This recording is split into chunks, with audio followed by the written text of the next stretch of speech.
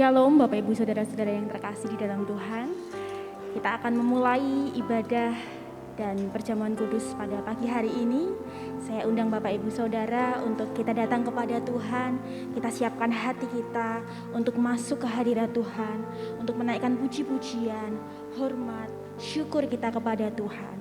Di dalam firman-Nya, di dalam Ulangan pasal 10 ayatnya yang ke-21, Dialah pokok puji-pujianmu dan dialah Allahmu yang telah melakukan di antaramu perbuatan-perbuatan yang besar dan dahsyat yang telah kau lihat dengan matamu sendiri. Kita mau naikkan puji-pujian kita kepada Tuhan dan kita mau persiapkan hati kita untuk menerima firman Tuhan. Karena Dia Yesus yang telah mati bagi kita. Dia Allah kita yang telah menyelamatkan kita. Mari kita datang kepada Tuhan dengan ucapan syukur kita. Dia Yesus telah mati bagiku.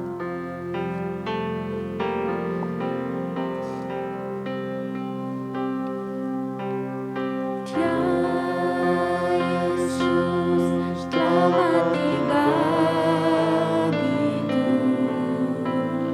Dia Tuhan selamatkan jiwaku.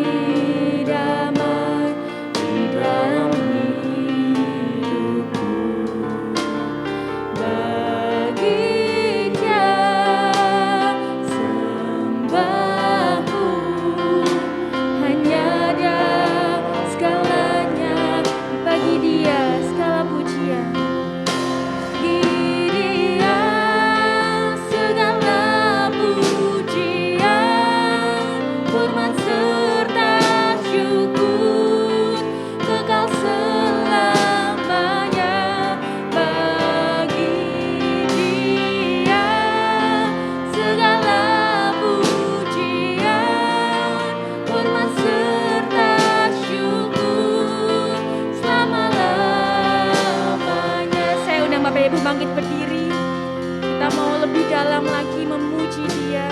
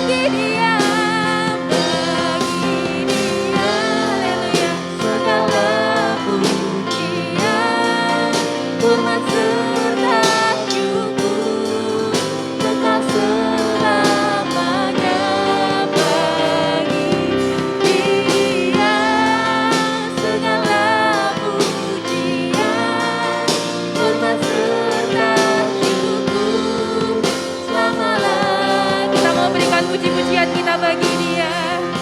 Bagi Dia segala pujian. Bagi Dia segala pujian. Hormat serta haleluya Yesus. Kekal selamanya bagi Dia segala pujian, hormat serta syukur selama-lamanya. Kita mau naikkan, kita mau angkat pujianku, nyanyi Hosana. Hosana bagi Rajaku, bagi Rajaku yang duduk di tahta. Aku muliakan dan kuagungkan, Kau layak disembah. Katakan ku nyanyi Hosana. Nyanyi Hosana bagi Rajaku yang duduk di tahta. Aku muliakan dan kuagungkan, Kau layak disembah. Dengan segenap hati katakan, ku nyanyi Hosana. Hosana, haleluya, bagi Rajaku yang duduk di tahta. Aku muliakan dan kuagungkan, Kau layak disembah. Kau layak disembah. Kau layak disembah. Haleluya Yesus. Benar ya Bapa, kami mau meninggikan nama-Mu, kami mau sorakan haleluya, karena Engkau Allah yang layak untuk disembah.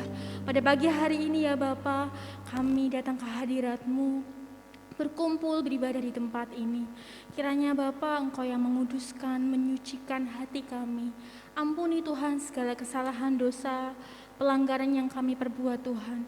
Ampuni kami ya Bapa dengan karunia kasih-Mu ya Tuhan, sehingga kami boleh merasakan hadirat-Mu bersama-sama di dalam ibadah ini Tuhan.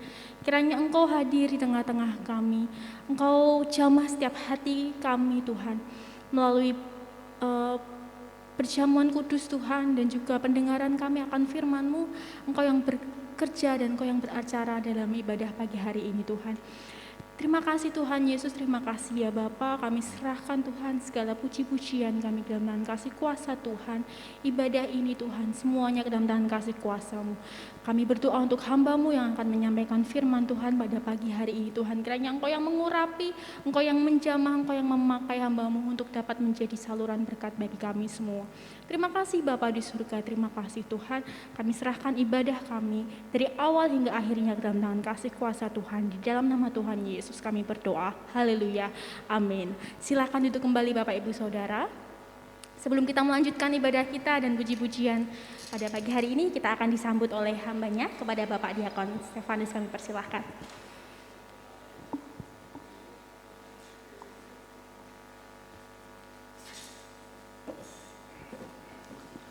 Salam, mari Bapak Ibu semuanya kita bersama-sama tunduk kepala. Tuhan kita adalah Allah yang besar, Raja yang besar yang mengatasi segala Allah. Dialah yang menciptakan langit, bumi, laut, dan segala isinya. Pertolongannya kepada kita melebihi dari segala yang kita pikirkan dan doakan.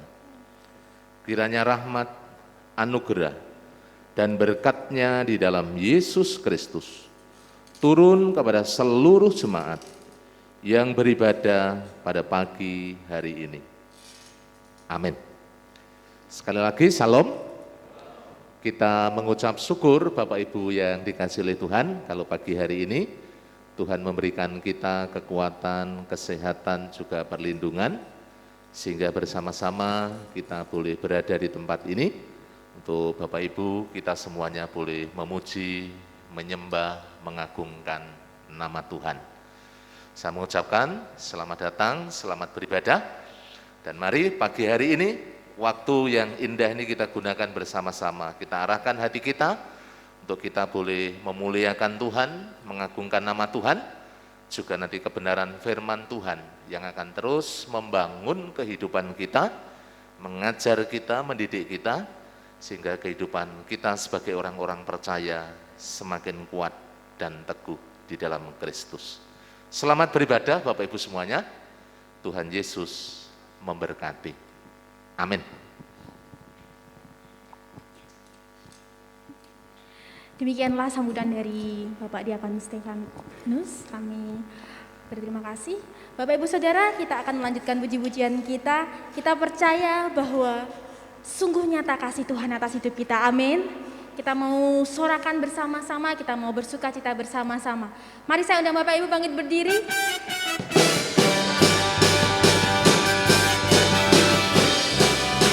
Haleluya.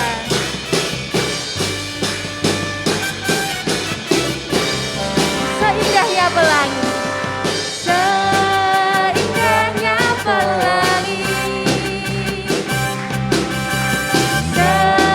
secerahnya mentari. Namun Kau yang terindah, hanya Kau yang termegah. Walau badai menghadang dan bumi pun tergoncang, namun Kau yang setia menjagaku selamanya. Sungguh nyata kasih-Mu di sepanjang hidupku. Dengan darah-Mu Kau tebus dosaku. Sungguh nyata kasih-Mu di sepanjang hidupku. Dengan hatiku hanyalah untuk-Mu.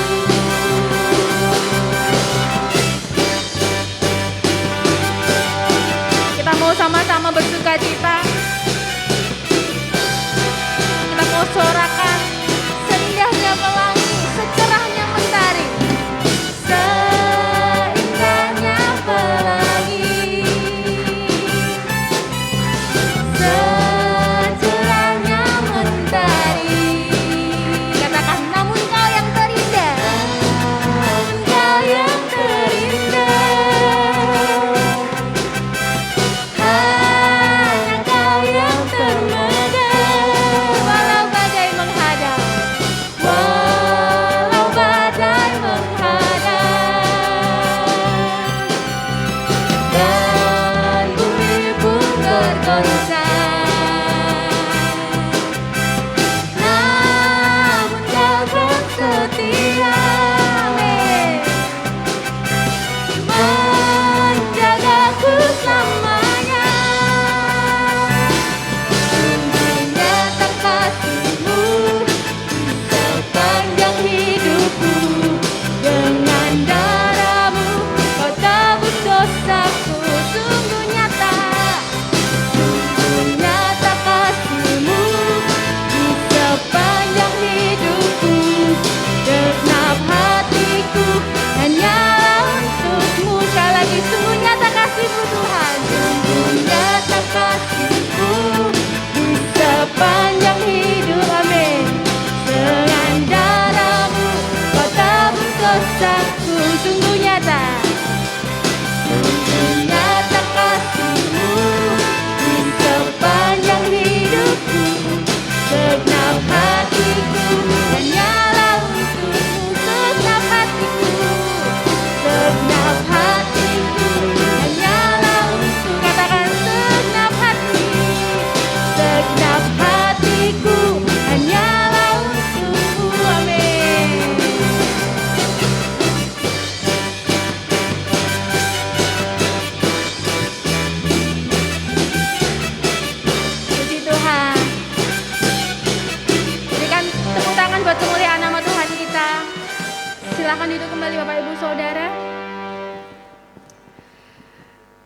Kasih-Nya bagi kita senantiasa kita rasakan, berkat-Nya senantiasa kita rasakan bersama-sama. Tiba saatnya kita akan memberikan persembahan yang terbaik bagi nama Tuhan.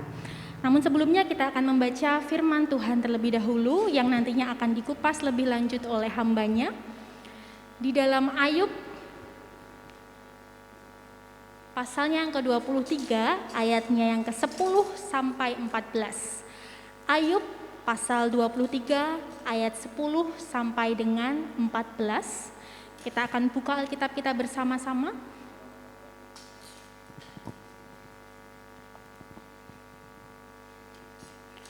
Pembacaan firman Tuhan akan dibantu oleh singer kepada Ibu Marta. Kami persilakan. Ayub pasal yang ke-23 ayat 10 sampai dengan ayat yang ke-14. Begini bunyi firman Tuhan. Karena ia tahu jalan hidupku, seandainya ia menguji aku akan timbul seperti emas. Kakiku tetap mengikuti jejaknya, aku menuruti jalannya dan tidak menyimpang. Perintah dari bibirnya tidak kulanggar, dalam sanubariku kusimpan ucapan mulutnya. Tetapi ia tidak pernah berubah. Siapa yang dapat menghalangi dia? Apa yang dikehendakinya dilaksanakannya juga. Karena ia akan menyelesaikan apa yang ditetapkan atasku, dan banyak lagi hal yang serupa itu dimaksudkannya. Amin. Amin. Demikianlah firman Tuhan yang nantinya akan dikupas lebih lanjut oleh hamba-Nya. Kita akan mempersiapkan persembahan kita yang terbaik bagi nama Tuhan. Di dalam firman Tuhan Maleaki pasalnya yang ketiga ayat 10, bawalah seluruh persembahan persepuluhan itu ke dalam rumah perbendaharaan, supaya ada persediaan makanan di rumahku, dan ujilah aku firman Tuhan semesta alam. Apakah aku tidak membukakan bagimu tingkap-tingkap langit dan mencurahkan berkat kepadamu sampai berkelimpahan. Kita mau memberikan yang terbaik bagi Tuhan. Di dalam persembahan kita pada kantong berwarna hitam untuk persembahan persepuluhan dan kantong berwarna merah untuk persembahan pembangunan. Kita akan mengangkat pujian bersama-sama, beri yang terbaik.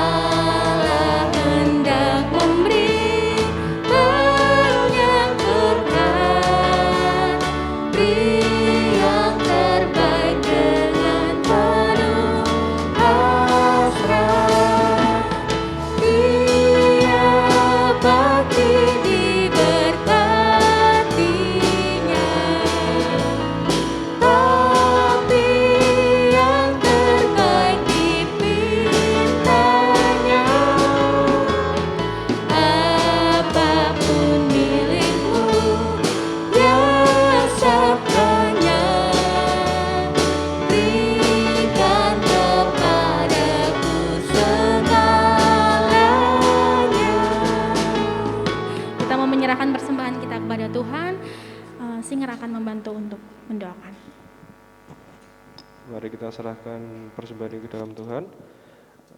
Selamat pagi Tuhan, kembali datang ke hadirat-Mu Tuhan, menyerahkan persembahan yang telah kami berikan Tuhan. Kiranya apa yang telah kami berikan ini dapat menjadi pelebaran bagi kerajaan-Mu Tuhan, sucikan Tuhan, dan kuduskan Tuhan. Terima kasih Tuhan, kami serahkan persembahan ini dalam nama Tuhan Yesus. Kami telah berdoa, haleluya, amin. Amin. Yesuslah sungai kehidupan bagi hidup kita. Firman-Nya yang hidup senantiasa menuntun langkah hidup kita. Kita mau mempersiapkan hati dan pikiran kita di hadapan Tuhan untuk menerima firman Tuhan.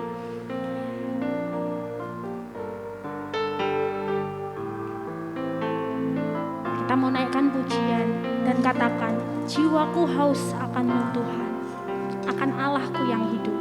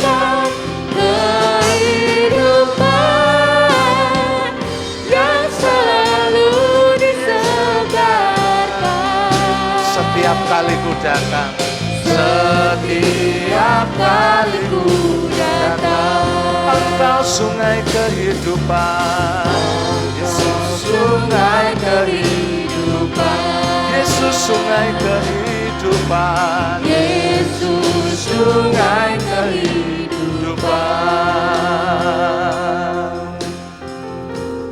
Haleluya Yesus. Mari kita bersama-sama tunduk kepala.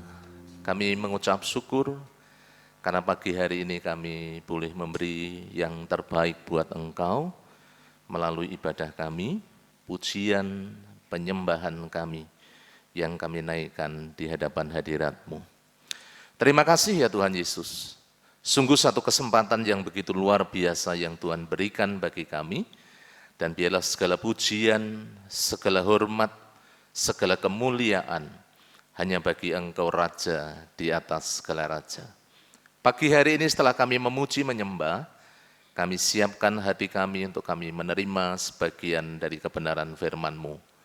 Allah Roh Kudus, tolong kami, urapi kami, pimpin kami, supaya sungguh-sungguh mata hati kami, pendengaran kami boleh kami arahkan kepada kebenaran firman-Mu. Engkau yang mengurapi seluruh umat-Mu di pagi hari ini, terlebih hamba-Mu yang penuh dengan kekurangan dan keterbatasan. Hanya oleh karena kemurahan-Mu dan hanya oleh karena urapan kuasa Roh Kudus, hamba-Mu boleh Engkau pakai menjadi alat-Mu semata-mata untuk menyampaikan kebenaran firman-Mu ya Tuhan. Terima kasih ya Tuhan Yesus. Segala kuasa gelap penghulu roh di udara yang ingin mengganggu, kami ikat, patahkan, kami tolak kuasanya di dalam nama Yesus. Engkau keluar dari tempat ini. Dan biarlah kuasa Roh Kudus yang sungguh-sungguh berkarya, berotoritas di tengah-tengah kami. Kami serahkan pemberitaan firman-Mu pagi hari ini dengan penuh syukur. Hanya di dalam nama Tuhan Yesus Kristus kami berdoa. Mari katakan bersama-sama, amin. Silakan duduk Bapak Ibu semuanya. Salam. Bapak Ibu yang dikasihi Tuhan, kalau saya melihat di beberapa tempat hari ini ada jalan sehat ya, karena menyongsong untuk Hari Kemerdekaan Indonesia yang ke-77. Saudara-saudara, Bapak Ibu yang dikasihi Tuhan, tetapi biarlah hal itu tidak menghilangkan semangat kita, justru membuat kita lebih semangat untuk kita bersama-sama beribadah, juga kita menerima kebenaran firman Tuhan. Mari kita akan kembali melihat dalam kebenaran firman Tuhan, apa yang disampaikan oleh firman Allah di dalam Ayub pasalnya yang ke-23 yang tadi sudah dibacakan oleh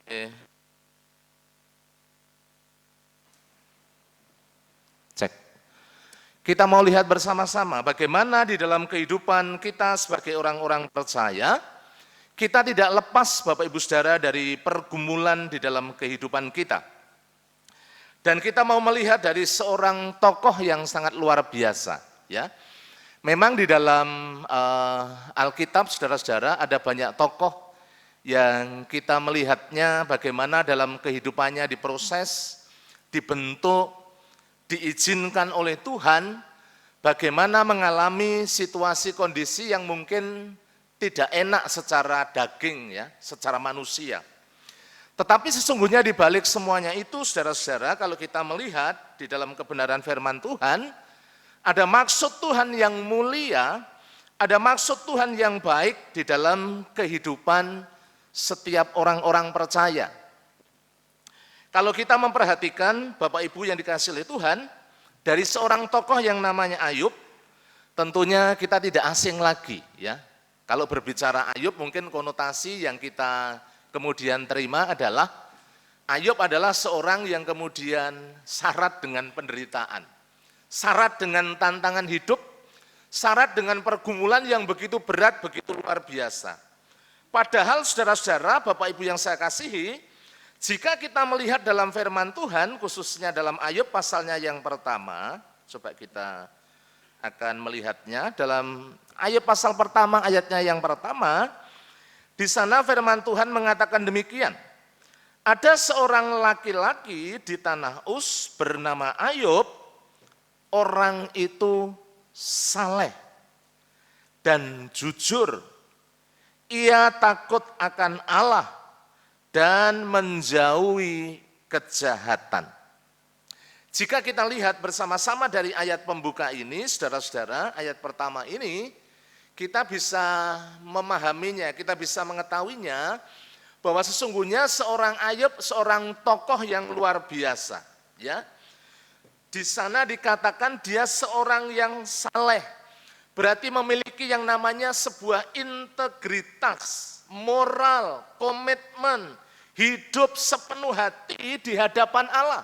Kalau berbicara hidup yang saleh, apalagi di sana juga dikatakan hidup yang jujur. Hidup yang jujur adalah hidup yang selaras antara pikiran, perkataan, dan perbuatan. Kalau boleh saya katakan, apa yang ada di dalam itu juga apa yang ada di luar. Jadi seorang Ayub adalah seorang yang jujur di hadapan Tuhan.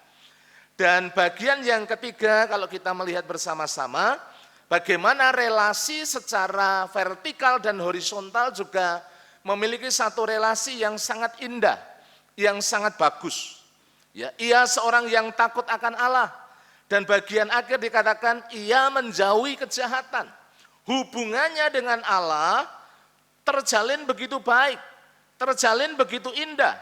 Dia seorang yang takut akan Allah. Dan hubungan dengan sesama, relasi dengan sesama, secara horizontal dia seorang yang menjauhi kejahatan. Yang tidak mau tentunya kemudian melakukan sesuatu yang merugikan orang lain, yang melukai orang lain. Tetapi bagaimana seorang Ayub adalah seorang yang begitu luar biasa. Tetapi Bapak Ibu Saudara, jika kita melihat bagaimana kisah Ayub secara utuh, di tengah-tengah kehidupannya yang luar biasa, yang saleh, kehidupannya yang jujur, yang takut akan Allah, yang menjauhi kejahatan.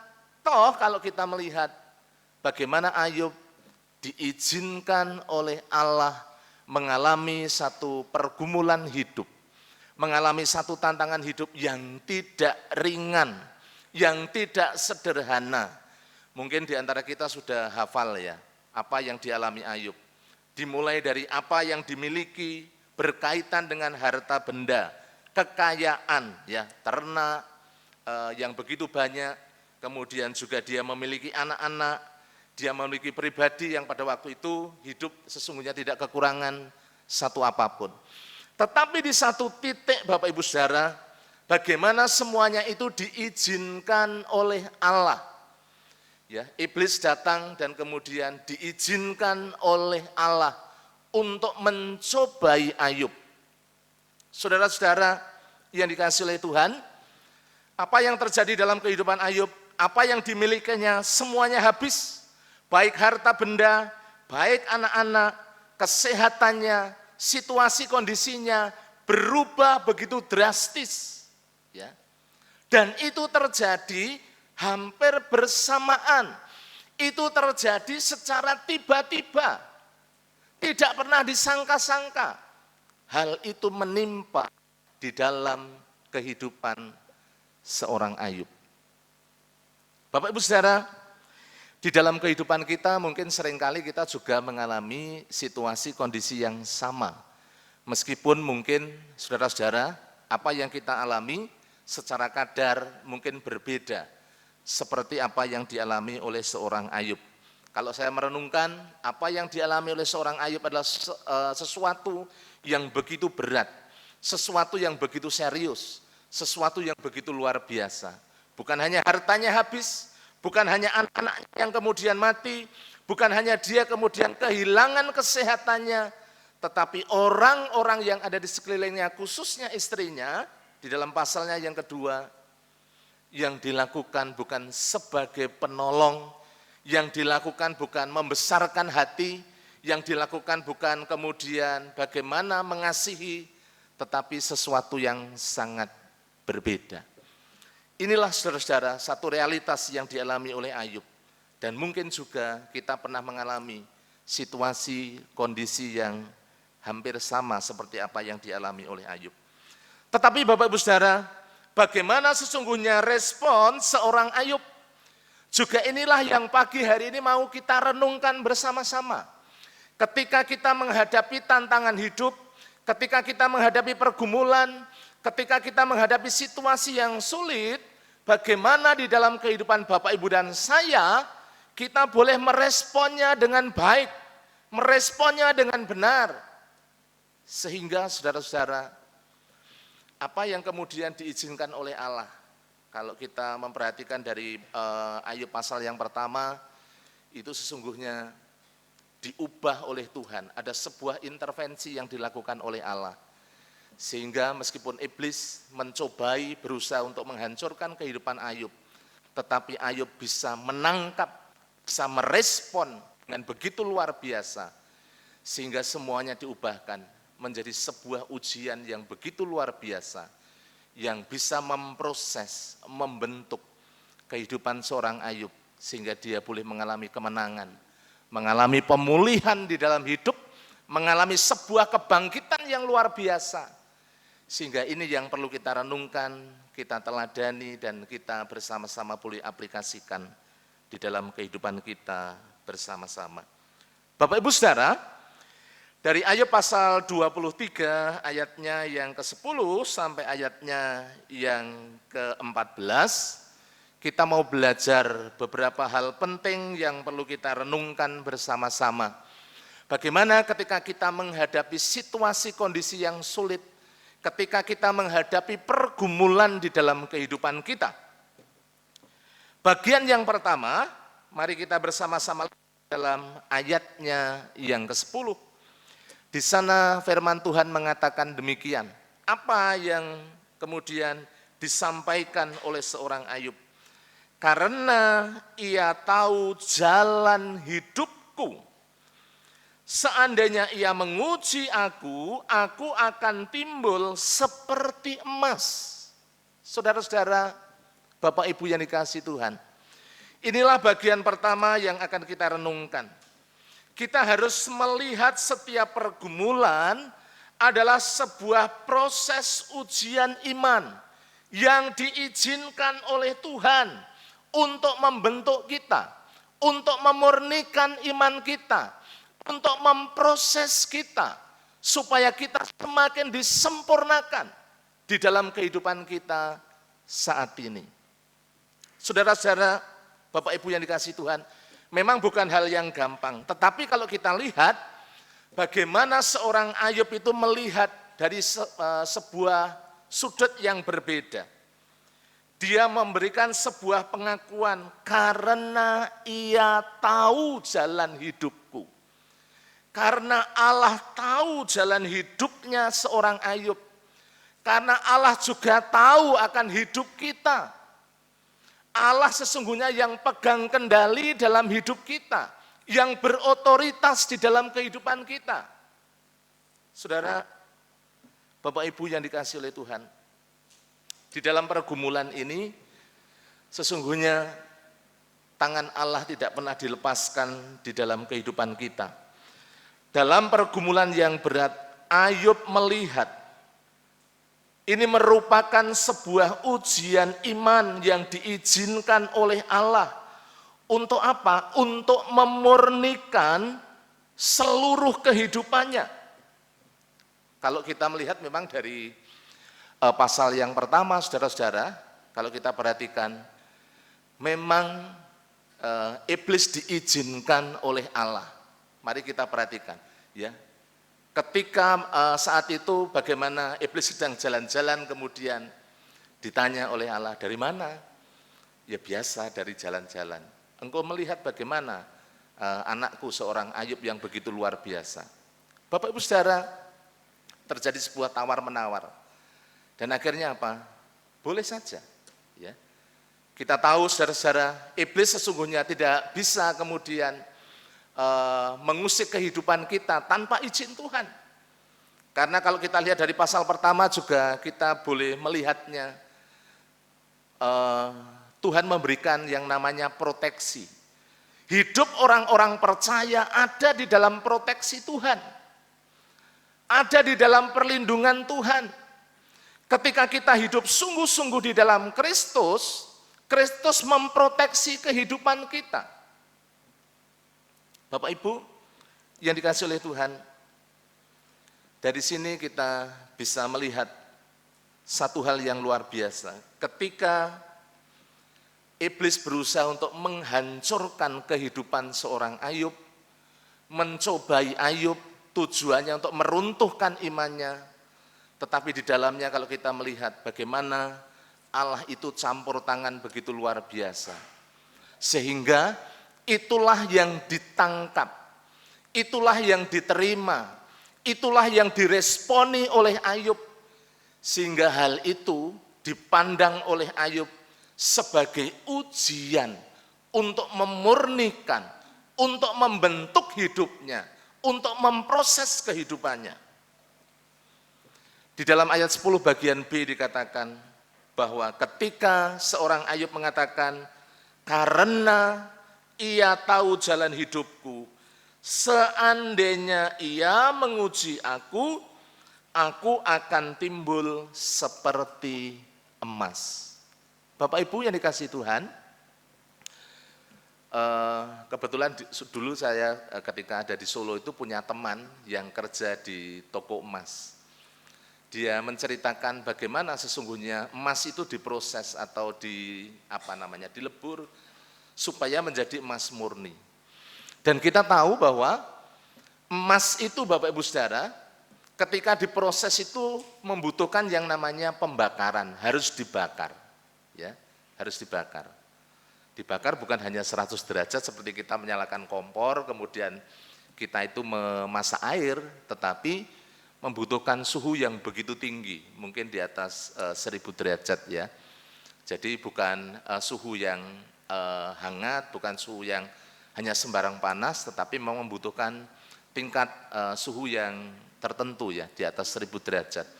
Untuk apa Bapak Ibu Saudara? Supaya dapat memisahkan hal-hal yang kemudian bercampur dengan emas itu. Kandungan-kandungan yang tidak murni, kotoran-kotoran itu bisa terpisah, sehingga yang tersisa adalah hanya semata-mata emas murni, yang kemudian akan mudah dibentuk, akan bersifat lentur, kemudian mudah sekali untuk dibuat sesuai dengan apa yang diinginkan oleh seorang pengrajin emas, seperti itu. Bapak Ibu Saudara, dalam 1 Petrus pasalnya yang pertama ayatnya yang ke-7, kita lihat di dalam perjanjian baru. 1 Petrus pasalnya yang pertama ayatnya yang ke-7, apa yang dikatakan oleh kebenaran firman Tuhan, mari kita lihat bersama-sama. 1 Petrus pasalnya yang pertama ayatnya yang ke-7. Di sini firman Tuhan mengatakan, apa yang disampaikan oleh Rasul Petrus kepada jemaat yang ada di Pontus, Galatia, Kapadokia, di Asia Kecil, orang-orang yang menderita, orang-orang yang sedang menghadapi pergumulan dan tantangan hidup yang berat. Apa yang dikatakan oleh Rasul Petrus? Ayat 7 mengatakan, maksud semuanya itu ialah untuk membuktikan kemurnian imanmu yang jauh lebih tinggi nilainya dari emas yang fana, yang diuji kemurniannya dengan api, sehingga kamu memperoleh puji-pujian dan kemuliaan dan kehormatan pada hari Yesus Kristus menyatakan dirinya. Bapak Ibu Saudara yang dikasihi Tuhan, inilah yang disampaikan oleh Rasul Petrus. Orang-orang yang mengalami penindasan, penganiayaan, tantangan hidup yang berat, pergumulan yang luar biasa, dia menyampaikan tujuan dari semuanya itu adalah untuk memurnikan, membuktikan bahwa sebagai orang-orang percaya, iman mereka terus diproses, terus dimurnikan, supaya mereka didapati menjadi anak-anak Tuhan yang kemudian dapat melewati berbagai macam tantangan hidup yang ada dalam kehidupan mereka. Bapak Ibu yang dikasihi oleh Tuhan, itulah bagian penting yang perlu kita renungkan bersama-sama. Setiap permasalahan yang ada dalam kehidupan kita yang diizinkan oleh Tuhan, sesungguhnya akan terus memproses, membentuk kita, menyempurnakan kita. Kita boleh menjadi anak-anak Tuhan yang boleh berkemenangan, ya, tetap kuat dan teguh di dalam Kristus Yesus. Itulah yang dikehendaki Tuhan di dalam kehidupan kita.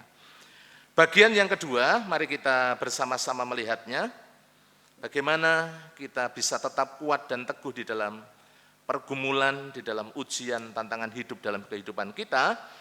Ayatnya yang ke-11, mari kita perhatikan bersama-sama. Kakiku mengikuti jejaknya. Aku menuruti jalannya dan tidak menyimpang. Ada dua kata penting yang perlu kita perhatikan. Bagian yang kedua adalah taat kepada kehendak Allah.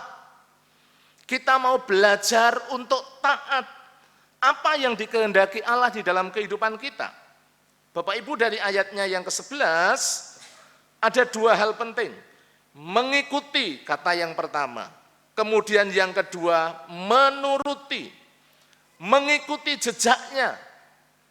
Kalau kita lihat di dalam surat Petrus, dikatakan bahwa penderitaan Kristus itu sebagai teladan. Tujuannya apa? Tujuannya supaya kita meneladani, kita mencontoh, bahkan kita mengikuti jejaknya. Yesus sudah memberikan satu teladan, kopian hidup. Bagaimana kita sekarang ketika kita menjalani kehidupan kita di zaman sekarang ini, Bapak Ibu Saudara, ketika Tuhan izinkan kita menghadapi pergumulan, kita melihatnya Kristus sudah melakukannya sebagai manusia. Bagaimana dia menghadapi pergumulan yang begitu hebat, begitu luar biasa. Kemudian kalau kita melihat bagian yang 11, bagian yang B, menuruti jalannya dan tidak menyimpang. Dari kedua kata ini kita bisa menyimpulkan bagaimana Allah menghendaki dalam kehidupan Bapak, Ibu, dan saya. Kita mentaati kehendak Allah di dalam kehidupan kita. Saudara-saudara, Bapak Ibu yang dikasihi Tuhan, Yesus sudah memberikan satu teladan yang luar biasa. Kalau kita melihat di dalam Ibrani pasalnya yang keempat, ayatnya yang ke-15, kemudian Ibrani pasal 5, ayatnya yang ke-8, mari kita akan lihat. Ibrani pasalnya yang keempat, ayatnya yang ke-15, saya ingin membacakan buat Bapak Ibu semuanya.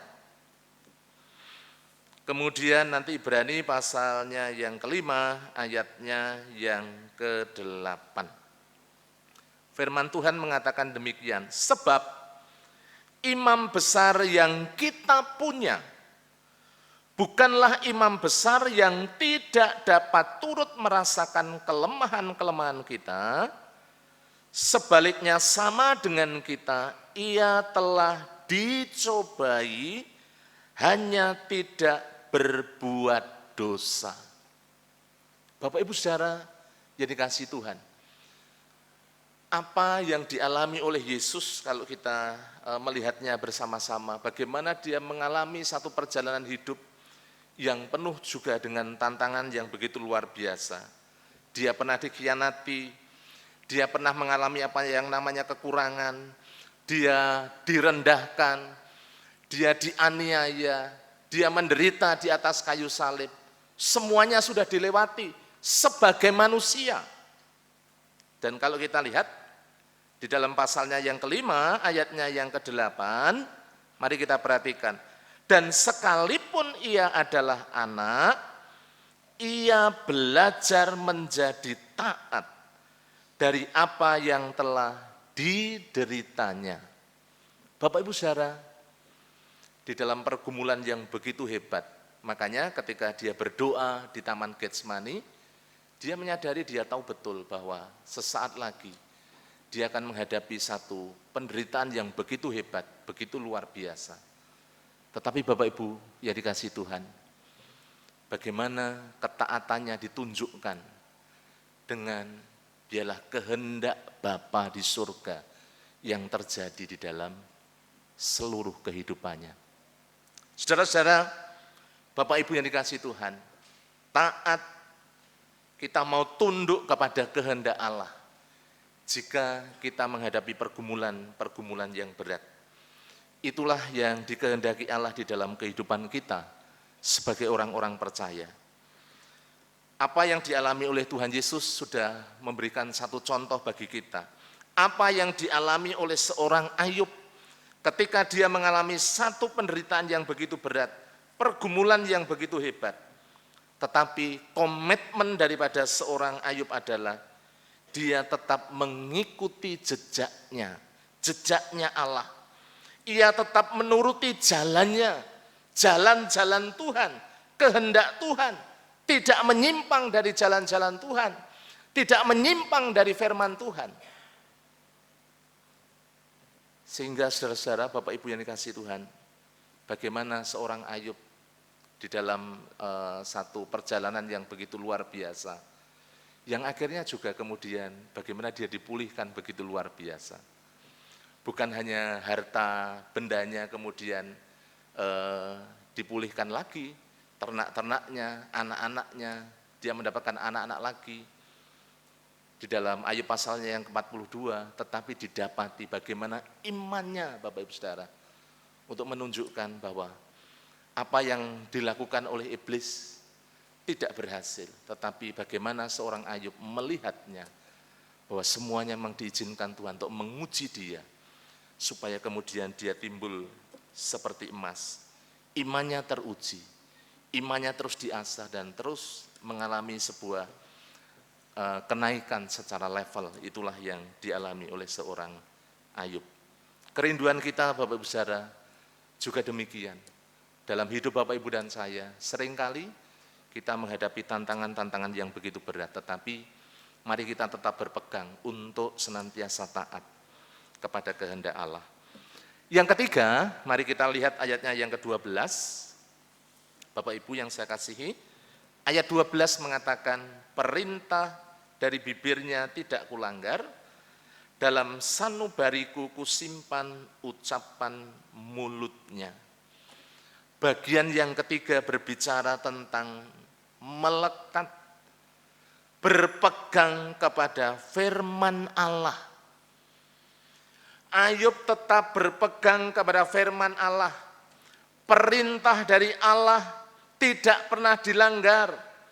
Bahkan firman Tuhan mengatakan di dalam sanubari disimpan ucapan mulutnya, disimpan firman itu. Saudara-saudara, Bapak Ibu yang dikasihi Tuhan, dengan kita melekat kepada firman Tuhan, kita tetap tinggal di dalam firman Tuhan. Ketika kita menghadapi pergumulan, ketika Tuhan izinkan bagaimana kita mengalami ujian di dalam hidup, saudara-saudara, dengan kita senantiasa melekat kepada firman Allah, maka firman Allah itulah yang akan memberikan kekuatan, memberikan penghiburan kepada Bapak Ibu dan saya. Saudaraku, Bapak Ibu yang dikasihi Tuhan, ketika Bapak Ibu dan saya semakin bergaul dengan firman Tuhan, maka firman Tuhan ketika Bapak Ibu dan saya menghadapi situasi kondisi yang sulit, firman Allah itulah yang menjadi pegangan kita. Karena apa saudara-saudara? Ketika di dalam ujian, kalau kita tidak berpegang kepada firman Tuhan, seringkali tawaran-tawaran kepada dunia, dari dunia, itulah yang kemudian membuat seseorang bisa menjadi goyah. Saudaraku, Bapak Ibu yang dikasihi Tuhan, berpegang kepada firman Tuhan. Kalau kita lihat di dalam Roma pasalnya yang ke-8, ayat yang ke-28 ya, kita tahu sekarang bahwa Allah turut bekerja dalam segala sesuatu untuk mendatangkan kebaikan bagi barang siapa yang mengasihi Dia, yaitu yang terpanggil sesuai dengan rencana Allah. Saudara-saudara, jika kita menyadari hal ini, maka ketika kita menghadapi pergumulan di dalam hidup, kita kemudian tidak akan putus asa. Kita percaya ketika kita di dalam Kristus, maka Kristus juga turut bekerja di dalam hidup Bapak, Ibu, dan saya. 1 Korintus pasal 10 ayat 13. Ada janji Tuhan yang diberikan bagi kita. Ya, coba kita lihat. 1 Korintus pasal 10 ayat 13, ayat yang sangat familiar bagi Bapak Ibu dan kita semuanya. Di sana dikatakan demikian, ya.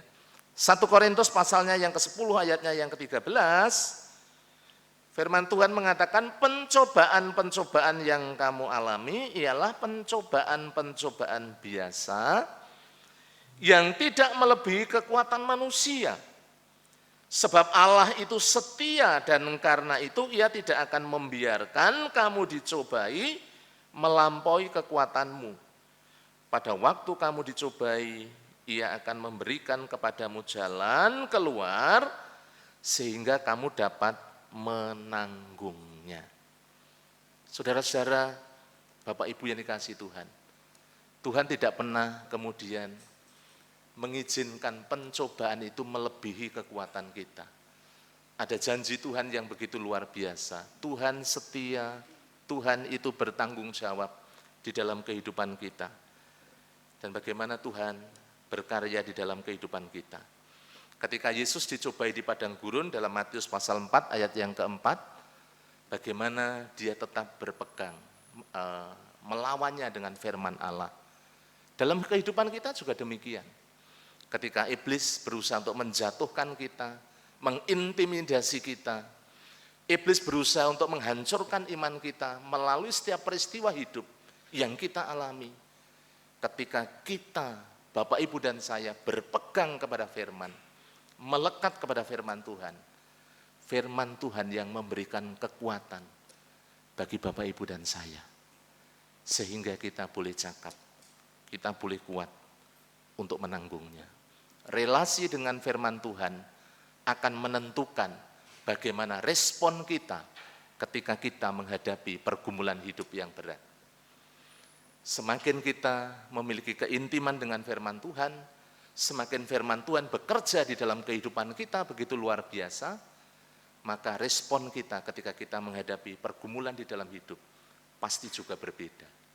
Seperti yang dilakukan oleh Ayub. Tetap berpegang kepada firman, tidak menyimpang dari firman Tuhan. Bahkan firman Tuhan sungguh-sungguh menjadi sesuatu yang sangat berharga di dalam kehidupan seorang Ayub. Bapak Ibu yang dikasihi Tuhan, bagian yang keempat, bagian yang terakhir, bagaimana kita bisa tetap kuat ketika kita menghadapi pergumulan di dalam kehidupan kita sebagai orang-orang percaya. Ayatnya yang ke-14, bagaimana firman Tuhan mengatakan, karena Ia akan menyelesaikan apa yang ditetapkan atasku. Dan banyak lagi hal yang serupa itu dimaksudkannya. Dari ayat ini kita bisa melihat Bapak Ibu Saudara bahwa sesungguhnya kita harus yakin dan percaya bahwa Allah itu berdaulat di dalam kehidupan kita. Allah itu berotoritas di dalam hidup kita. Di dalam segala situasi kondisi ketika kita sungguh-sungguh tinggal di dalam Kristus, Allah berdaulat. Tuhan Yesus berdaulat dalam kehidupan kita. Karena di dalam ayatnya yang ke-14 bagian A, karena Ia akan menyelesaikan apa yang ditetapkan atasku. Saudara-saudara, Bapak Ibu yang dikasihi Tuhan. Kalau tadi kita kembali kepada awal, proses itu akan membentuk kita semakin sempurna. Proses itu akan membentuk kita kemudian nilainya semakin tinggi. Ujian itu akan membuat kita semakin naik level. Ya. Ujian seorang anak yang kelas 1 SD, kelas 2 SD, 3 SD tentunya berbeda. Semakin tinggi bagaimana ujian itu terjadi di dalam kehidupan kita, semakin besar bagaimana kita bisa menikmati bagaimana lompatan iman, level kita, bagaimana pengenalan kita akan Kristus, itu juga semakin meningkat. Saudara-saudara, Bapak Ibu yang dikasihi Tuhan, di dalam Ayub pasalnya yang pertama, ayat 21 dan 22, mari kita akan melihat bersama-sama. Ayub pasalnya yang pertama, kita kembali ke awal. Ayatnya yang ke-21 dan 22 di sana dikatakan demikian. Katanya, dengan telanjang aku keluar dari kandungan ibuku, dengan telanjang juga aku akan kembali ke dalamnya. Tuhan yang memberi, Tuhan yang mengambil. Terpujilah nama Tuhan. Dalam kesemuanya itu Ayub tidak berbuat dosa dan tidak menuduh Allah berbuat yang kurang patut. Saudara-saudara, dari hal ini, kalau kita melihat khususnya ayat yang ke-22, kita bisa memberikan satu pengertian kepada kita. Firman Allah memberikan satu pengertian bagi Bapak, Ibu, dan saya, bahwa sungguh-sungguh Ayub itu menyadari, Ayub mempercayai apa yang terjadi di dalam kehidupannya adalah tetap di dalam kedaulatan Allah. Saudaraku, Bapak Ibu yang dikasihi Tuhan, ketika kita menghadapi pergumulan di dalam hidup, kita juga harus mengimani, mempercayai bahwa Allah itu berdaulat di dalam kehidupan kita. Kalau kita tadi memperhatikan di dalam ayatnya yang ke-14 di bagian akhir, bagaimana firman Tuhan mengatakan, Allah yang akan berkarya di dalam kehidupan kita. Apa yang dimaksudkan, apa yang menjadi tujuan Allah akan digenapkan di dalam kehidupan kita, yaitu menyempurnakan kita, memproses kita, membentuk kita, semakin serupa dengan Kristus. Itulah yang dikehendaki Allah di dalam kehidupan kita. Ketika ujian itu terjadi di dalam kehidupan Bapak, Ibu, dan saya. Bapak, Ibu yang dikasihi Tuhan, jika kita melihat bersama-sama di dalam 1 Korintus pasalnya yang ke-15, ayatnya yang ke-25 dan 26, Yesus sebagai manusia di dalam pergumulannya, ketika dia sebagai manusia, dia telah mengalahkan musuh terbesar bagi manusia, yaitu maut atau kematian, keterpisahan antara manusia dengan Allah. Musuh yang paling dahsyat, yang paling berat, musuh terakhir dari kehidupan manusia sudah diselesaikan oleh Kristus sebagai manusia di atas kayu salib.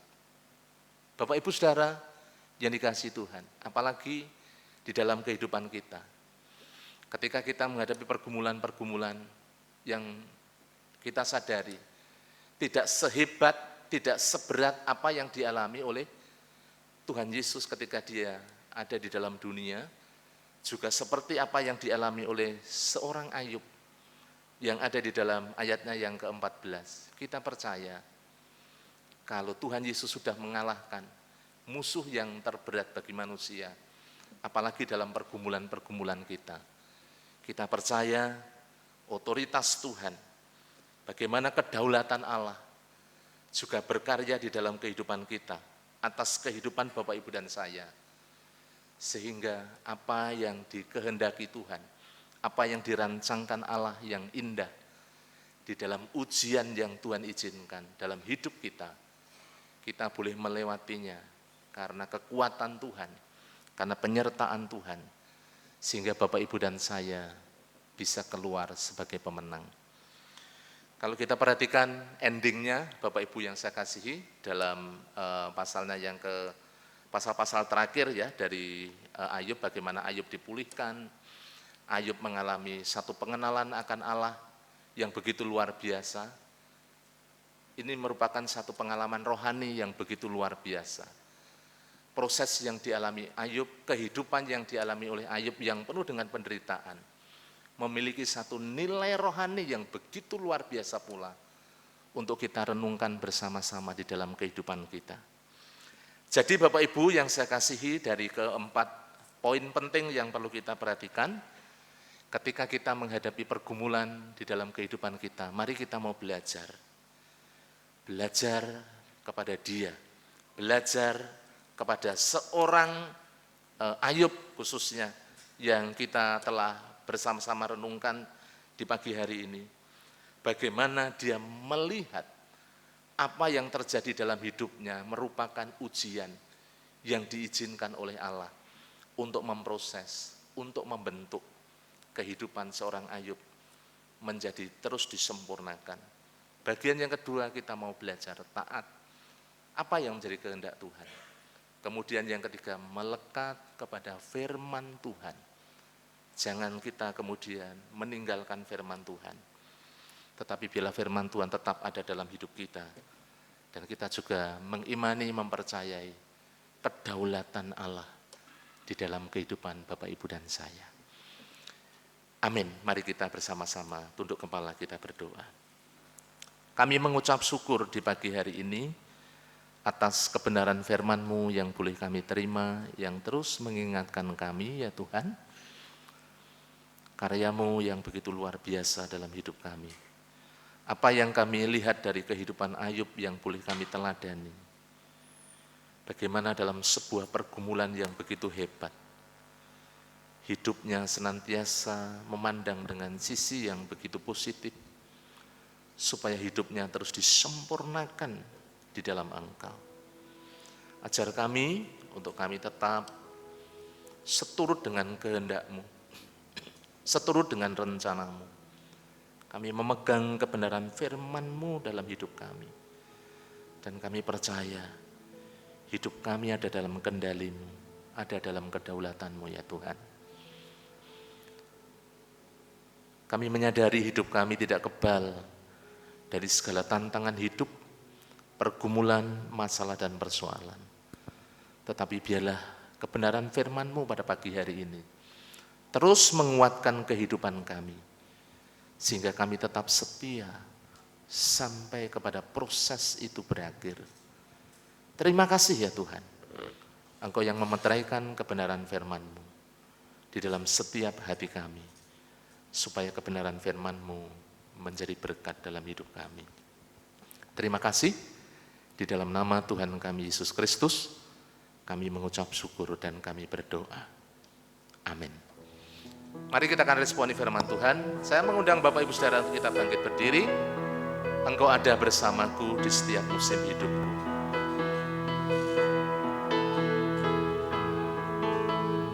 Kita akan pujikan pujian ini yang menjadi respon kita atas firman Tuhan yang telah kita bersama-sama terima. Mari kita pujikan dengan segenap hati. Haleluya, Yesus.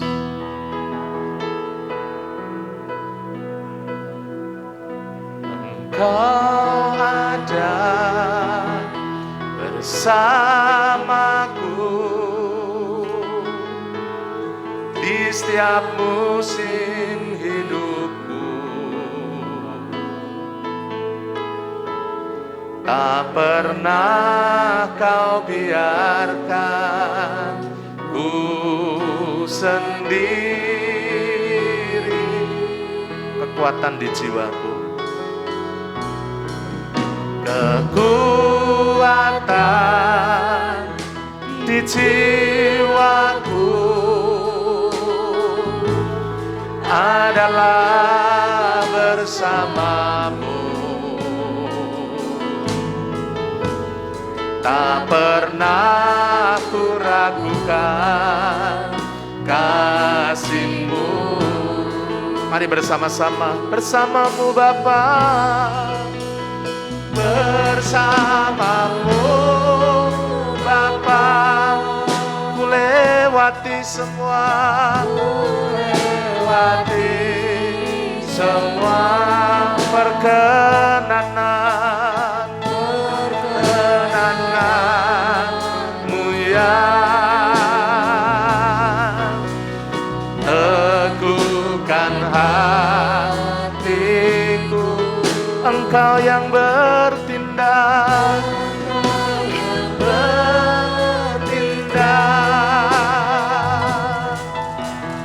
memberi pertolongan.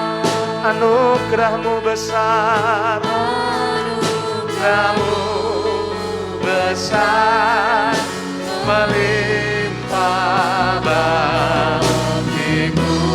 Bersamamu Bapa, bersamamu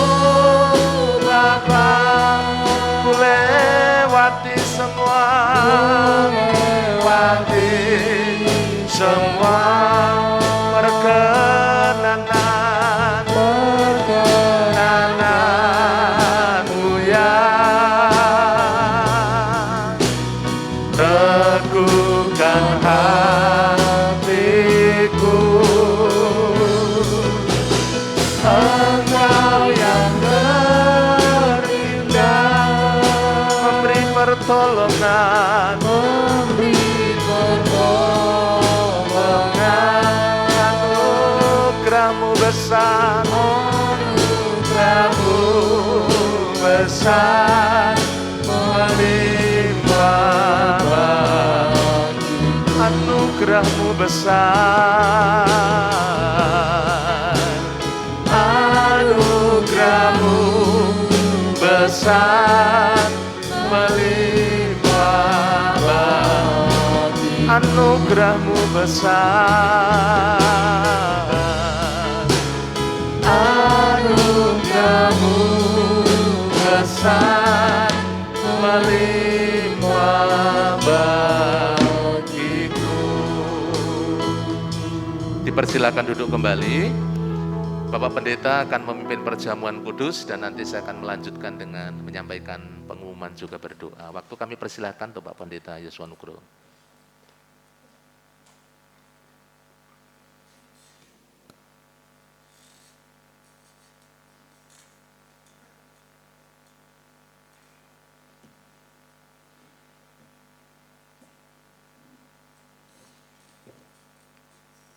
Kita akan mengikuti upacara gereja, yaitu perjamuan kudus.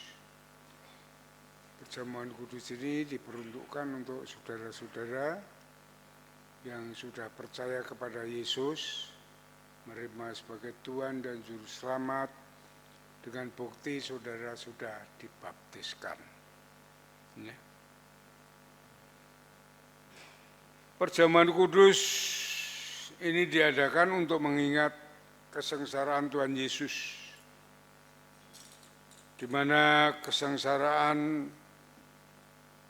sampai mati Yesus mengandung makna yang besar bagi orang percaya, yaitu saudara dan saya, bahwa itu suatu kemenangan yang besar atas kuasa iblis dan kuasa dosa. Dalam penderitaannya sampai mati di kayu salib, dialami oleh Tuhan Yesus itu untuk menanggung beban buat manusia akibat daripada dosa, yaitu beban berat kesengsaraan, sakit sampai maut, mati kekal di neraka, ditanggung oleh Tuhan, kematian Tuhan Yesus. Dalam penderitaan atau kematian Tuhan Yesus, dengan tubuh yang hancur, darah yang terkucur di seluruh tubuhnya, menjadikan kita mendapatkan pembebasan, mendapatkan kelepasan dari segala penderitaan, kesengsaraan hidup ini akibat daripada dosa, menjadi orang-orang yang merdeka,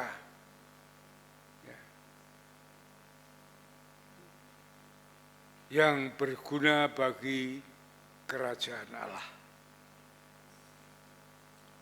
Tubuh Yesus yang hancur, kepala yang diberi mahkota duri, semua itu untuk kita semuanya. Mari saudara-saudaraku, kita awali perjamuan kudus ini dengan menyanyikan pujian Salib Mengubah Hidupku.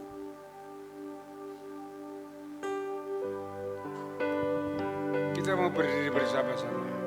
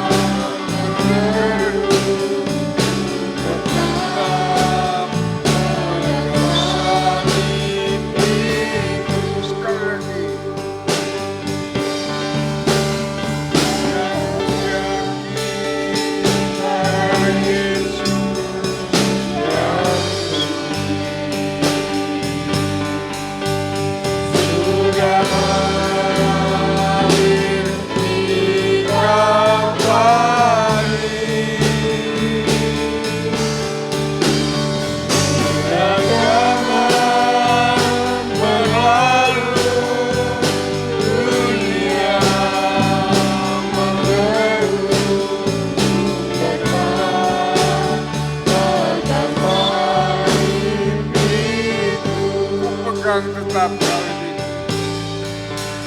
Ku tetap pegang itu. Sekali lagi, ku tetap pegang salib itu.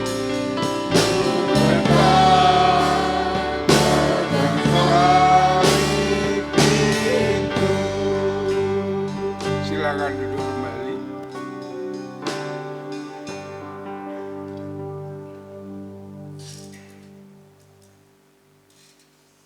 Paulus mengatakan,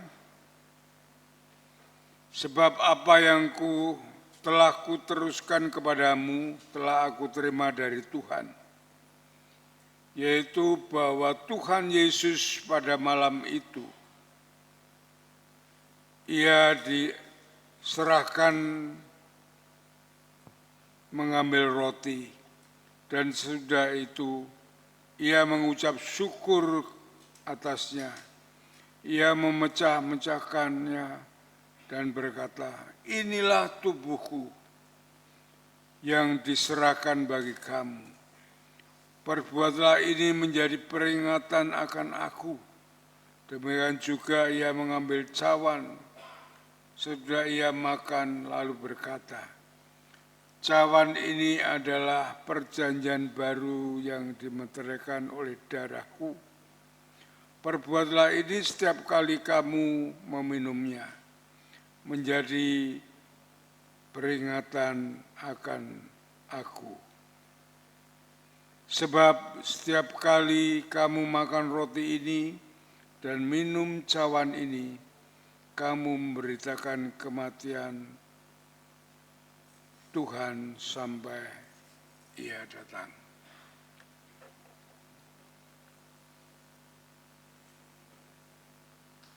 Mari kita bersama-sama berdoa untuk perjamuan kudus ini.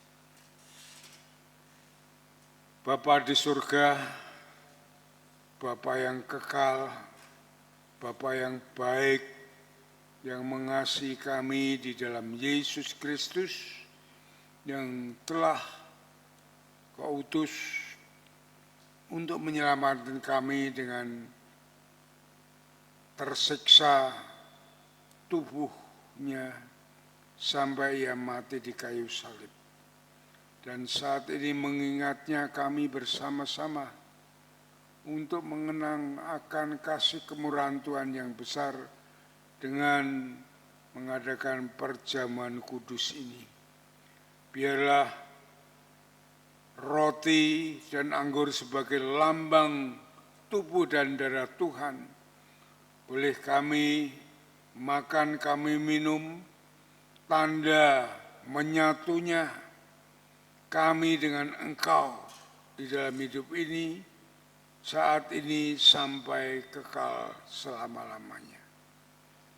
Terima kasih Tuhan, dengan perjamuan kudus ini, Tuhan memberikan kami makna yang besar, supaya kami terus mengingat akan kebesaran Tuhan, kasih Tuhan kepada kami, supaya kami dapat mengagungkan nama-Mu dengan menjalankan amanat agung-Mu untuk membawa jiwa-jiwa kepada Tuhan yang Tuhan rindukan untuk diselamatkan.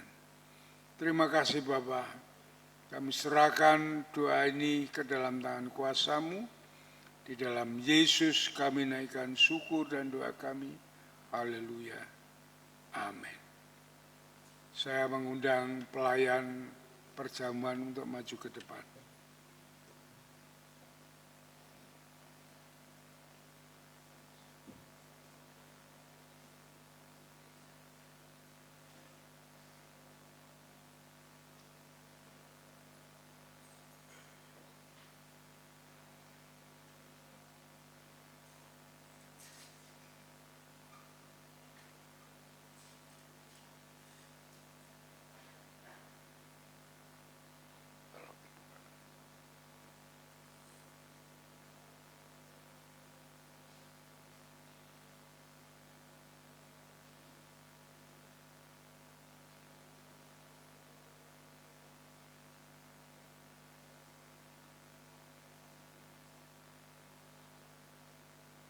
Saya akan memberikan roti dan anggur ini satu paket untuk saudara-saudara semuanya. Kalau saudara sudah mendapatkan, supaya saudara berdoa ya, supaya perjamuan kudus ini sangat berarti bagi kita semuanya. Nah.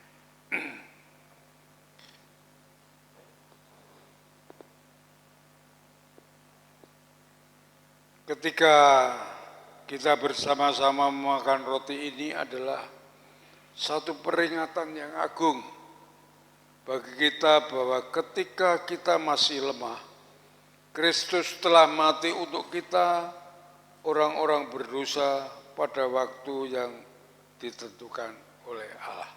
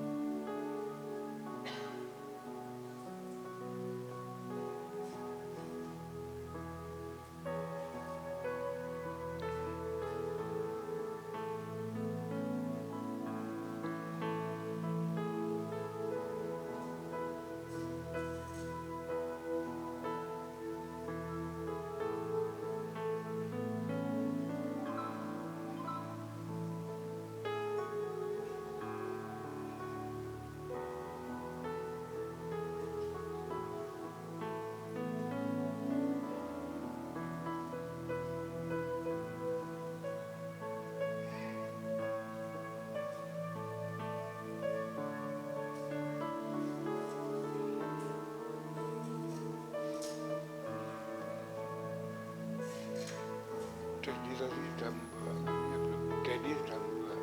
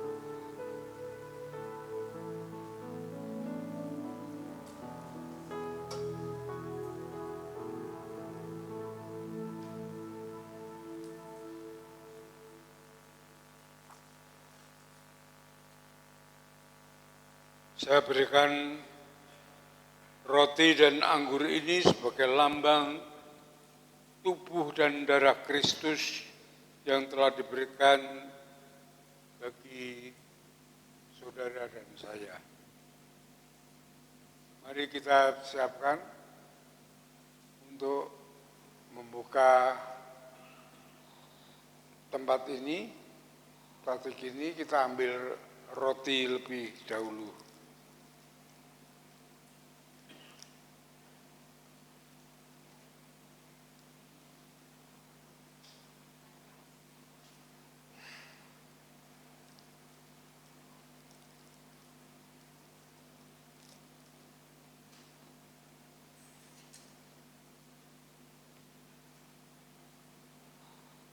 Semua sudah dibuka, kita angkat roti ini.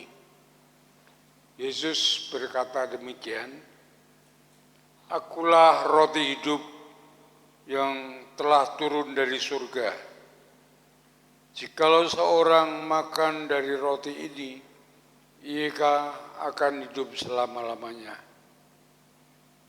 Dan roti yang kuberikan ini ialah dagingku yang kuberikan untuk hidup di dunia ini." Mari kita makan roti ini bersama-sama di dalam nama Tuhan Yesus.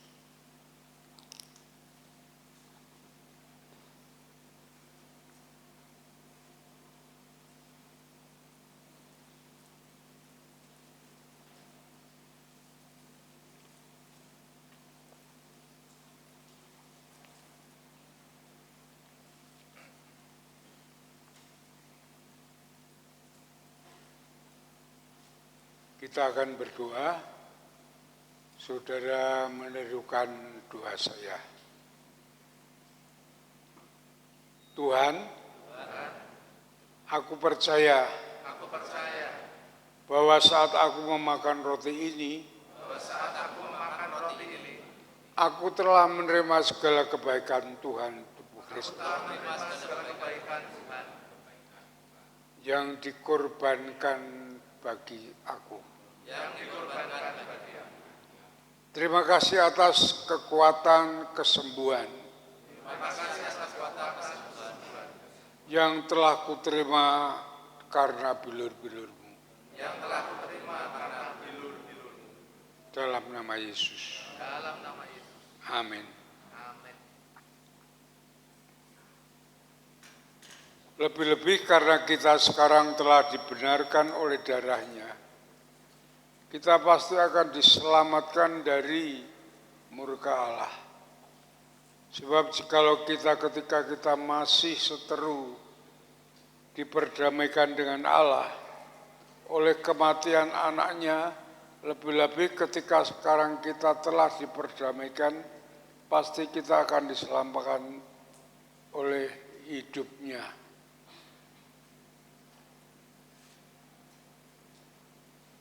Saya berikan anggur ini sebagai lambang curahan darah Kristus yang akan saudara minum sebagai peringatan akan Dia.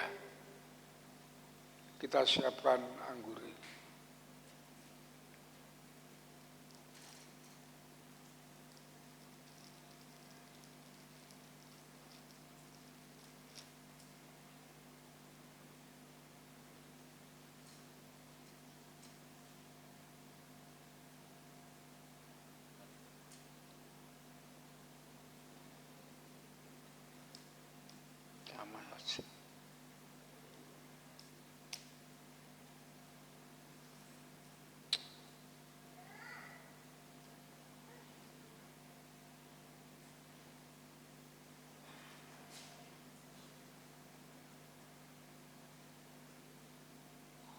Mari kita angkat anggur ini bersama-sama.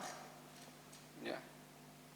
Yesus mengatakan demikian, cawan ini adalah darahku, darah perjanjian yang ditumpahkan bagi banyak orang untuk pengampunan dosa. Mari kita minum bersama-sama di dalam nama Yesus.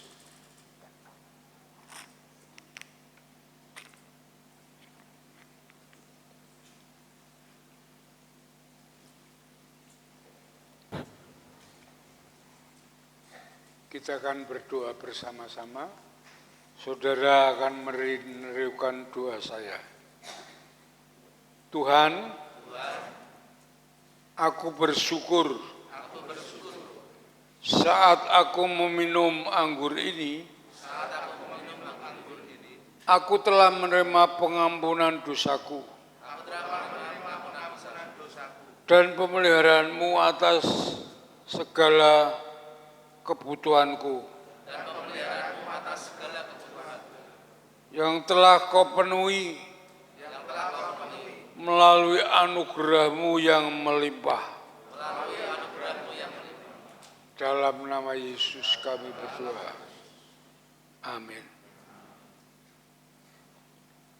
Tuhan Yesus mengatakan, barang siapa makan dagingku dan minum darahku, ia tinggal di dalam aku dan aku di dalam dia.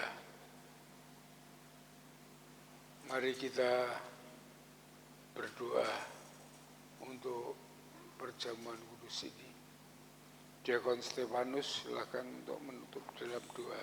Mari kita berdoa. Bapa di surga, kami mengucap syukur di pagi hari ini kami boleh melaksanakan perjamuan kudus untuk mengingat pengorbananmu di atas kayu salib. Kami sungguh bersyukur ya Tuhan, sehingga kami dipersatukan melalui kuasa darah-Mu. Kami yakin dan percaya melalui perjamuan kudus ini, kami terus Tuhan diingatkan akan pengorbanan-Mu, akan kasih-Mu yang besar yang Kau nyatakan di dalam setiap kehidupan kami. Terima kasih, kami sungguh bersyukur. Ajar kami untuk senantiasa taat, setia di dalam mengiring Engkau sampai kedatangan-Mu yang kedua kali. Terima kasih Tuhan, di dalam nama Tuhan Yesus kami mengucap syukur dan kami berdoa. Amin. Amin.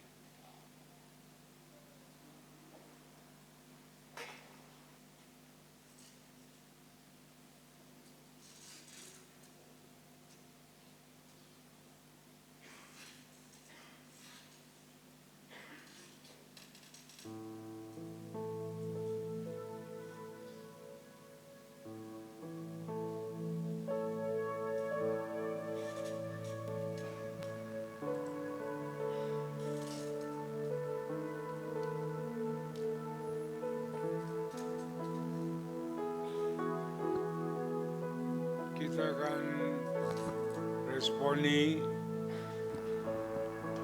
perjamuan kudus ini dengan kita berdiri bersama-sama. Kita akan naikkan pujian Salib Indah.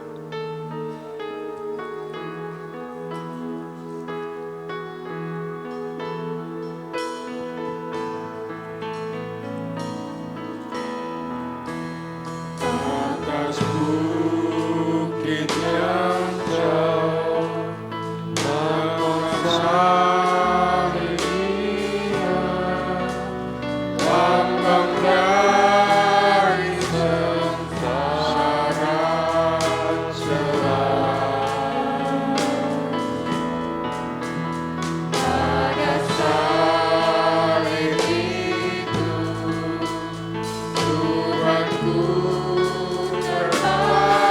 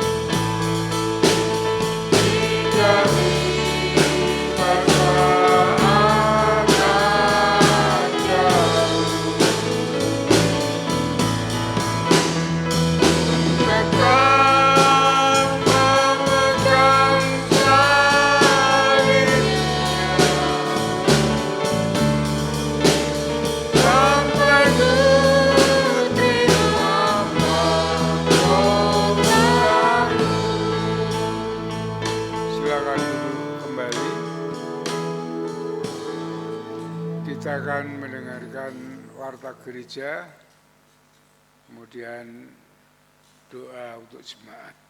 Silakan Pak Diakon Stefanus.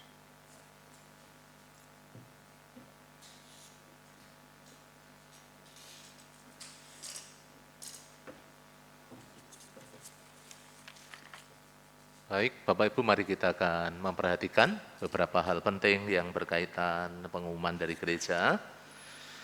Yang pertama, hari ini Minggu 14 Agustus 2022 untuk nanti ibadah pertama, kedua, dan ketiga disertai dengan upacara gereja yaitu perjamuan kudus. Kemudian yang kedua, rapat pengurus gereja dilaksanakan pada hari ini nanti jam 11. Mohon kehadiran untuk seluruh pengurus gereja. Yang ketiga, mengundang pemuda dan mahasiswa dalam persekutuan PMBI malam ini jam 18.30 di gereja. Yang keempat, mengundang seluruh jemaat dalam ibadah pengukuhan pendeta muda untuk Bapak Diakon Stefanus Rahayu Putra dan Bapak Diakon Timotius dari Katarso, sekaligus ibadah ucapan syukur ulang tahun gereja yang ke-25 yang akan dilaksanakan pada hari Rabu, tanggal 17 Agustus 2022 mulai jam 16 atau jam 4 sore. Mengingat ini adalah ibadah khusus, diharapkan setiap jemaat dapat mengikuti dengan hikmat. Yang kelima, ini adalah Minggu KPW, mari setiap jemaat dapat bergabung dalam KPW masing-masing. Juga mengingatkan kepada seluruh jemaat bahwa iuran pangrukti layon dapat diserahkan melalui pembina atau ketua KPW masing-masing untuk nantinya diserahkan kepada ketua sosial. Yang keenam, bagi jemaat yang akan ikut dalam kebaktian Padang, PBI dan WBI pada hari Sabtu, tanggal 8 Oktober 2022, dipersilahkan mendaftarkan diri ke KPW, ketua KPW dan menabung di bendahara KPW masing-masing. Mulai dari sekarang, tema dari kegiatan ini adalah menjadi keluarga yang hebat dan luar biasa dengan pembicara Bapak Robi Setiawan dan Ibu Diana ya dari GKRI Roti Hidup Semarang. Diharapkan semua kaum pria dan kaum wanita dapat mengikuti kegiatan ini. Yang ketujuh, ruang serbaguna saat ini dipergunakan sebagai ruang ibu dan anak yang dapat dimanfaatkan oleh jemaat setiap ibadah di hari Minggu. Apabila putra-putrinya sudah tidak terasa nyaman berada dalam ruang ibadah bersama dengan orang dewasa, dipersilahkan untuk memanfaatkan ruang serbaguna tersebut untuk mengikuti ibadah sekaligus dapat mengawasi putra-putrinya. Juga di dalam ruangan sudah disiapkan ya beberapa mainan, jadi anak-anak bisa sambil bermain. Untuk kegiatan doa, saya mengingatkan kepada Bapak Ibu semuanya supaya kita terus menjalin hubungan yang semakin kuat dengan Kristus. Rabu besok tidak ada karena bertepatan dengan ulang tahun gereja. Saya mengingatkan, mari kita terus jalin hubungan dengan Tuhan dengan doa pribadi, khususnya doa Daniel ya. 1 hari 3 kali kita bersama-sama berdoa. Untuk kegiatan-kegiatan sepekan, Bapak Ibu bisa memperhatikan, kita terus mengikuti dengan setia supaya Bapak Ibu terus semakin bertumbuh di dalam Kristus. Yang terakhir, segenap jemaat Gereja Baptis Telogomulyo mengucapkan selamat ulang tahun bagi Bapak Ibu Saudara yang akan merayakan ulang tahun. Yang pertama, Saudari Helena Ivani Setia Putri. Yang kedua, anak Jonathan Aiden Mahardika. Yang ketiga, Saudari Immanuela Verli Riyadi. Kemudian Saudara Gideon Tri Hananto. Yang terakhir, anak Griselda Adristi Dedi Kristianto. Selamat ulang tahun, panjang umur, sehat selalu, dan senantiasa Tuhan mengaruniakan segala kebaikan dan berkat yang melimpah. Mari Bapak Ibu semuanya, saya mengundang Bapak Ibu kita berdiri, kita akan akhiri di dalam doa. Kami sungguh mengucap syukur, di pagi hari ini kami telah melaksanakan ibadah kami dan firman Tuhan yang terus membangun kehidupan kami semakin kuat dan teguh di tengah-tengah pergumulan yang ada dalam hidup kami. Engkau terus menolong seluruh umat-Mu, supaya kami boleh senantiasa berpegang kepada kebenaran firman-Mu dan mentaatinya dengan setia. Terima kasih, kami juga telah melaksanakan perjamuan kudus yang terus mengingatkan kehidupan kami akan pengorbanan-Mu yang besar di atas kayu salib, menebus kami dari segala dosa-dosa kami. Terima kasih ya Tuhan Yesus, hamba menyerahkan seluruh umat-Mu, Tuhan memberkati, supaya jemaat-Mu semakin bertumbuh, berkembang, dan semakin setia kepadamu. Menjadi jemaat yang kuat, jemaat yang sungguh-sungguh berjalan di dalam rancangan dan kehendak-Mu, taat setia di hadapan hadirat-Mu. Kau memberkati para pemimpin kami, baik Bapak Gembala, kami serahkan para diakon, pengurus gereja, pembina ketua KPW, pemimpin organisasi, guru-guru sekolah minggu, guru PAUD, semuanya diberkati oleh Tuhan. Demikian juga kami juga berdoa, setiap kegiatan-kegiatan gereja dipakai untuk membangun iman kami semakin kuat dan semakin teguh di dalam Kristus Yesus. Terima kasih ya Bapa. Hamba juga berdoa pada pagi hari ini, menyerahkan setiap pergumulan-pergumulan gereja-Mu, Engkau memberkati supaya gereja-Mu tetap eksis, terus bertumbuh, ditopang. Kami percaya dan yakin melalui keuangan, gol persembahan, gol kehadiran, kerinduan kami juga mengembangkan TK dan PAUD. Tuhan memberkati supaya melalui sekolah ini kami boleh mempersembahkan jiwa-jiwa baru buat hormat kemuliaan bagi nama-Mu.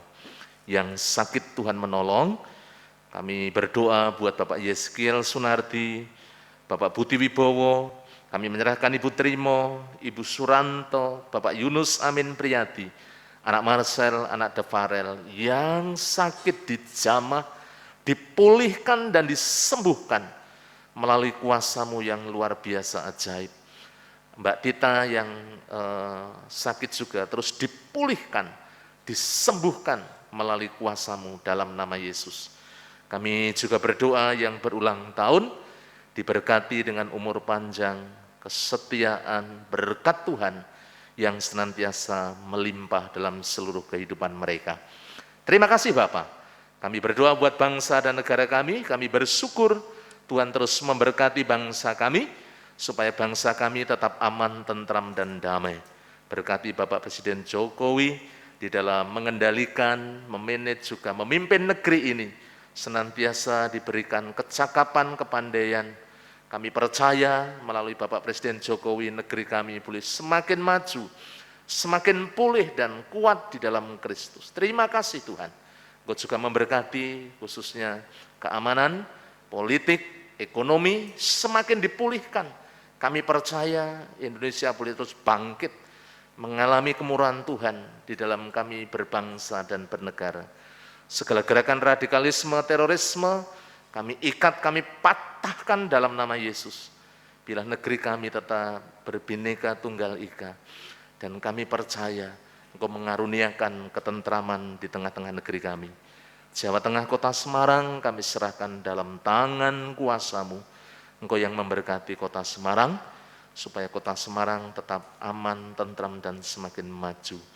Demikian juga daerah Telogosari Wetan, Tuhan juga berkati, Bapak Lurah, LPMK Babinsa, masyarakat sekitar, Bapak RW, Bapak RT, juga tetangga kanan kiri, diberkati oleh Tuhan. Hubungan antara gereja dan masyarakat terjalin dengan baik. Terima kasih Bapak, hamba berdoa buat seluruh jemaat-Mu, yang pagi hari ini dengan setia mereka berdoa, mereka beribadah, mereka memuji menyembah Tuhan.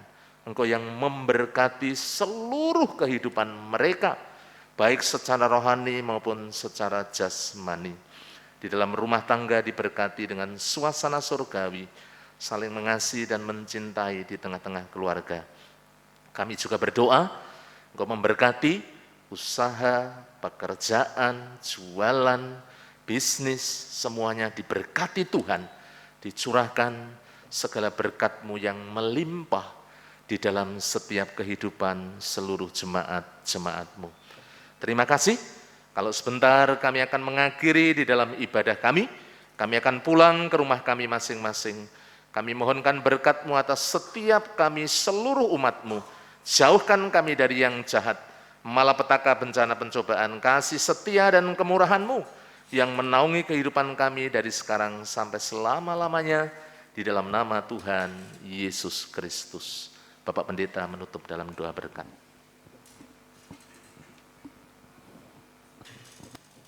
Saudara-saudaraku yang dikasihi oleh Tuhan, setelah saudara beribadah dengan setia dan tulus kepada Tuhan, saat ini pulanglah dengan berkat Tuhan, kasih daripada Allah Bapa, damai sejahtera dari Tuhan Yesus Kristus, di dalam persekutuan dengan Roh Kudus, yang akan terus menuntun, membimbing perjalanan hidup saudara.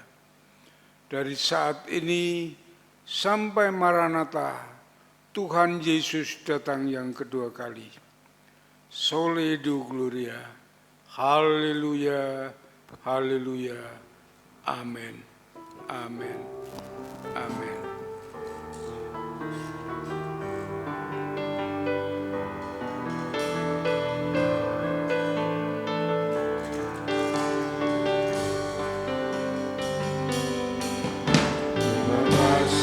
Tuhan, untuk kasih setia-Mu yang ku alami dalam hidup.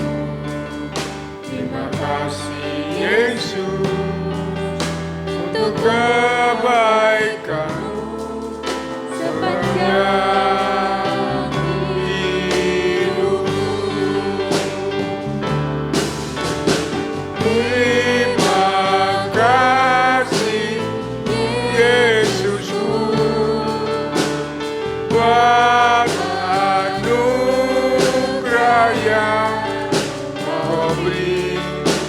Bapa